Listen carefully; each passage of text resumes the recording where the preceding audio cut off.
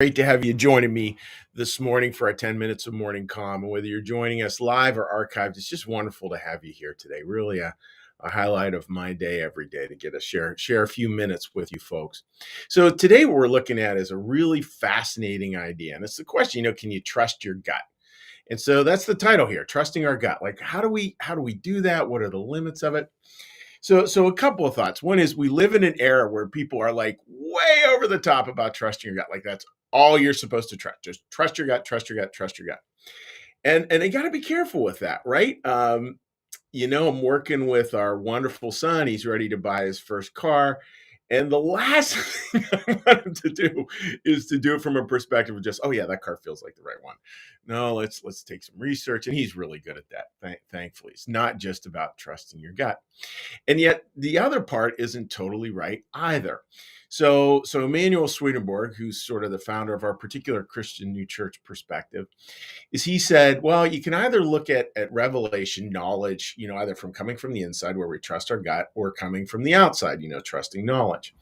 And obviously you guys know where I'm going with this. I'm going where it's a balance. And he points out a good point. He says, if you just go to that, it's all about scholarly learning. It's just all about looking from the outside in, just pure rational knowledge.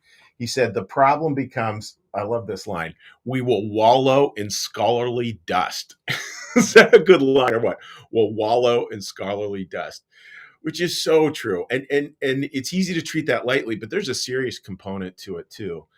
Arguably the most rational government ever created, and I'm a history teacher, so I think I can say this as in terms of just my informed opinion, were the Nazis. Actually, they were incredibly rational and scientific and thought driven, and yet led them into totally crazy places. Led them into completely crazy places. So obviously, we're looking at a balance here. So how does that work? Well, the way one way to hold is the idea that look, we start out and with life, with how things go, maybe coming more from our gut, and then we learn to trust more and more knowledge. And then there's this circle that gets talked about in Christian New Church theology where we come back to learning from our gut, where we come back to perception. And the idea that then perception, I think this is one of the more fascinating teachings in our particular denomination, is that then perception becomes the highest form of wisdom.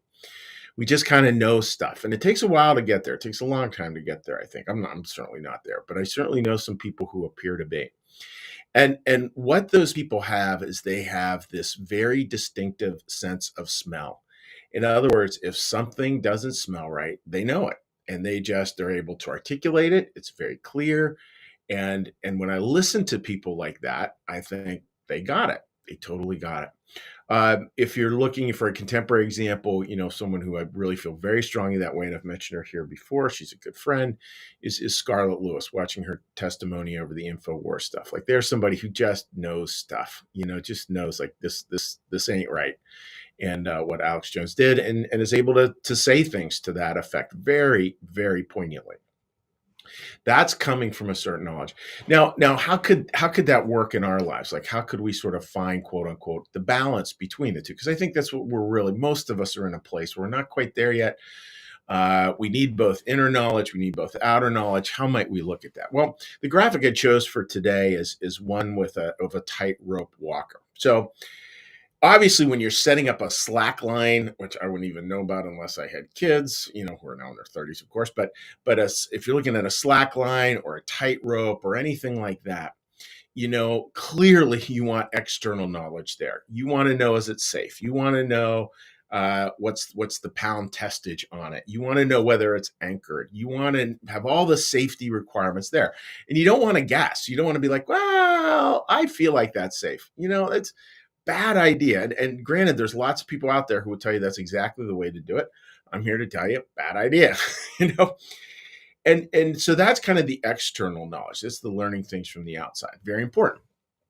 And yet, to cross that bridge, you're going to need to come from the inside. You're going to need to come from balance. You're actually not going to be able to think your way across that tightrope. You're going to have to be so focused on just balance, which is, think of that as the smell test. So focused on balance that's how you move from point A to point B. I think that's very significant. Um, so folks, like, think about that with our lives. And as best we can, let's have a day where we're really working, not overplaying either side, where we're, places where there's a legitimate use to use the smell test, use it, like find those places to use it. And also don't be disparaging of what you need to know as well. It's always got to have this both and of what we know and what we feel. And that balance is where God can really work. What it means is that answers are, I don't know, like what's coming to my mind is that, and answers then can kind of shift a little bit. They can move, just like in balance, how we move and we sway with the winds, but we're not going to get blown off course. We've got enough things that are stable and enough sense of balance that we will be able to move through times that are incredibly difficult. And from a Christian New Church perspective, that's what churches need to do. Churches need to find that as well. That deep balance of both the internal part and the other part, both love and wisdom.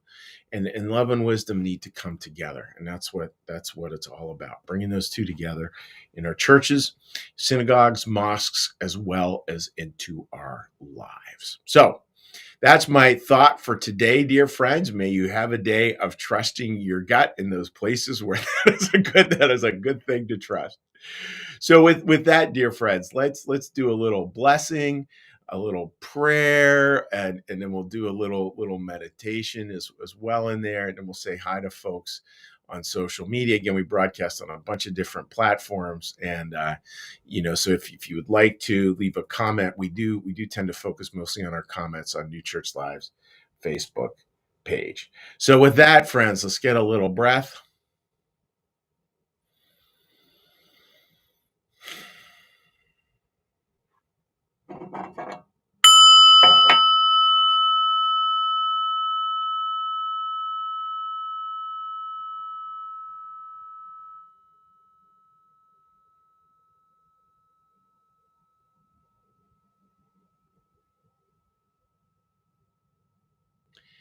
Be still and know that I am God.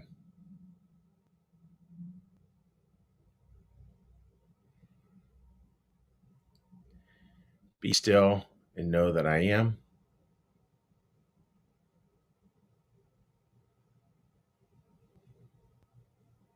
Be still and know that I.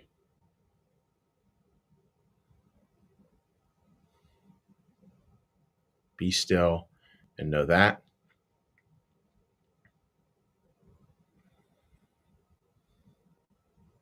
Be still and know.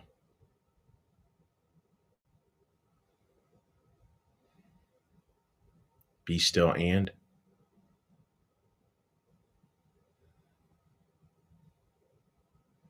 Be still.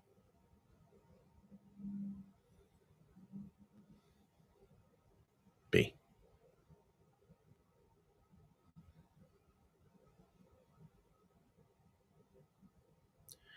Our Father, who art in the heavens, hallowed be thy name.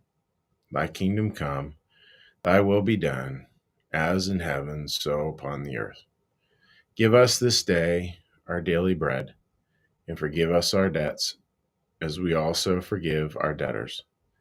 And lead us not into temptation, but deliver us from evil.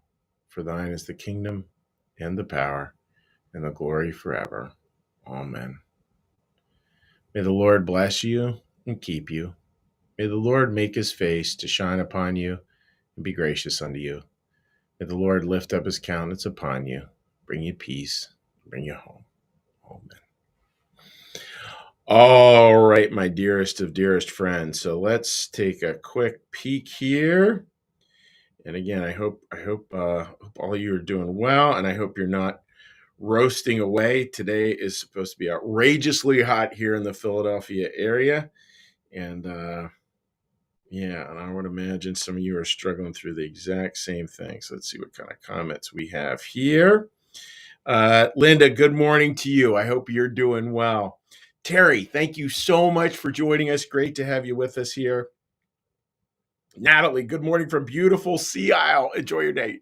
My grandparents, way back in the day, Natalie, had a house in Sea Isle on the Bayside. So I have many, many memories of a little boy, there. And then they eventually got a house a little further down the island, but lots of great Sea Isle memories.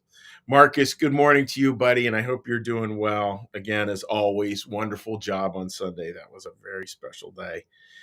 Sherry, yes, make it a good day. I've been thinking a lot about like that idea of choice. Boy, and I got a whole bunch of sermon stuff going on. So I'm almost tempted right there, Sherry, to go into a sermon, but I won't. We'll just leave it with what you said. Make it a good day. Gene, good morning to you, and I hope you're doing well, my friend. Sherry, good morning to you. And yes, great to wish everyone a fabulous and lovely day. Uh, Mary writes, good morning, all, and totally agree with that. Linda writes, listen to your gut. I think it's the same as tuning into the spark of God within. Yeah, and I love that idea, the spark of God within our particular Christian denomination. We believe there is an inmost in all of us that is already in heaven. That's sort of the conduit. That's where we get plugged into these higher things, and that is what perception grows from. So well said there, Linda. All right, dear friends. Again, thank you so much for joining me today. I'm wishing you all the very best. May you have a great day. God bless, and we will see you tomorrow. Bye-bye.